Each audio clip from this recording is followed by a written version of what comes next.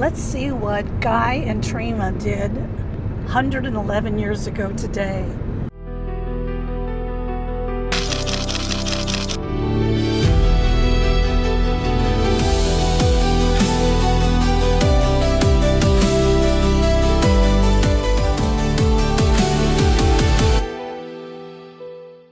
If you recall, we've been looking at this ledger that I got by a guy by the name of Guy.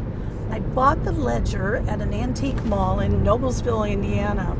It was so fascinating. This was a young couple that was married on June the 10th, 1915 in Kokomo, Indiana. And in the very first page of the ledger, Guy talks about after they got married where they went. So when I was reading this, I was thinking, how did they get around? And so I did a little bit of research, and I found out in Indiana at the time, and I have no idea if other states were like this, but they had electric trains, they had steam engines, and of course they had horse and buggies. Chances are this young couple did not have their own car at that time. So, but on October the 2nd, 1915, they moved into their very first home. They rented it, they did not buy it, and in the very first page past where they were gone after their honeymoon, he talks about rent was $4 a month. So they paid $4 a month for rent, and then they bought furniture and bought things that they needed for it. So on September the 13th, 1915, he bought these things. He bought a cook stove for $15. He bought a library table for $13, a mattress for $6, a set of springs for $3, 2 rocking chairs at $7 each, a dresser at $13.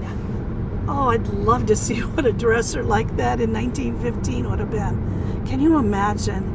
Dining room table cost them $8.50, and then to add the chairs was another $8.75.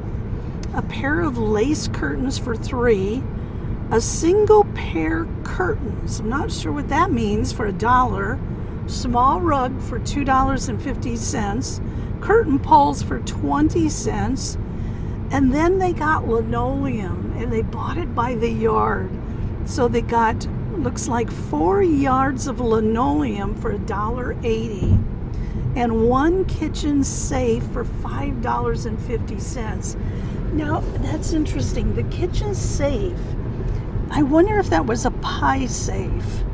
If you recall, pie safes were, as I understand it, they had like, I don't know, some kind of something, on the front of it so that the flies couldn't get in there.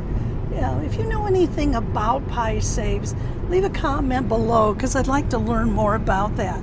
But the total for all of those things to furnish their house was $95.85. Now, they had to borrow that, so then they had to start paying it back. Here's another really interesting thing on this particular page. The post office box that they had to rent, so obviously there was no post person coming and delivering mail directly to their house. They had to rent a box, was 20 cents. Now, I assume that was probably monthly. Oh, that's not true. I read a little bit longer. It said post office box rent was 20 cents for October, November, and December. So it was a quarterly thing. Now, when I turn the page, remember, rent was $4 a month. And so on the next page, in October, he starts writing about what it is they were buying. But he also puts that his wages were $9 a week. So if we assume that there's 4 weeks in a month, as an assumption, at $9, so he was making $36 a week.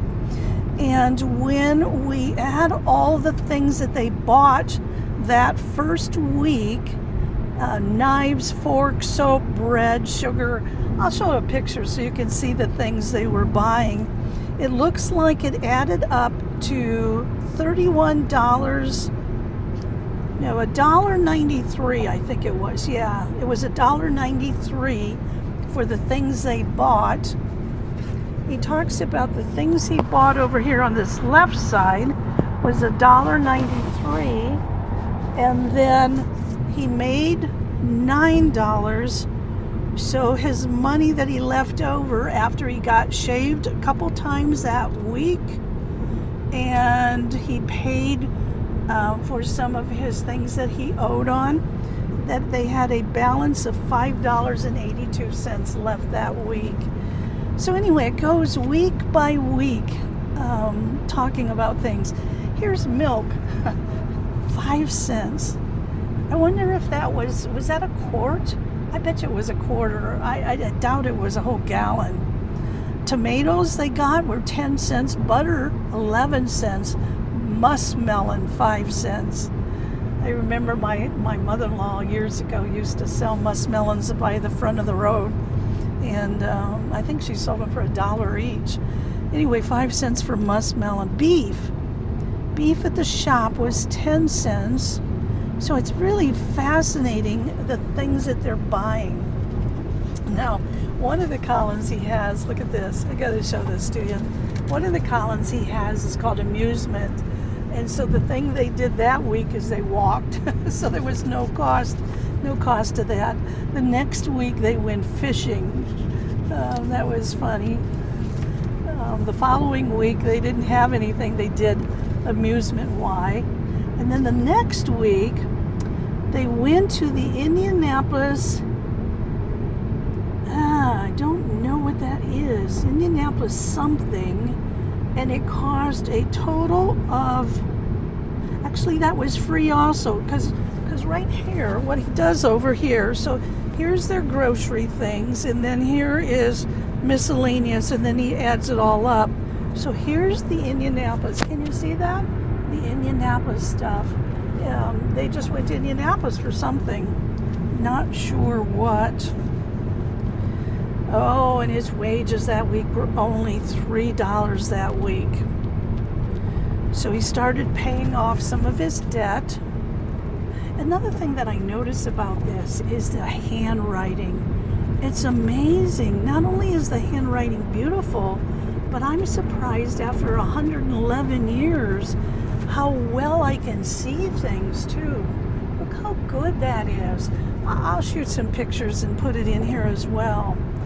But that is amazing. So anyway, just going through here, I'll share more because there's some very fascinating things in there. But in the meantime, if you could leave me a message back below, tell me what you know about those pie safes.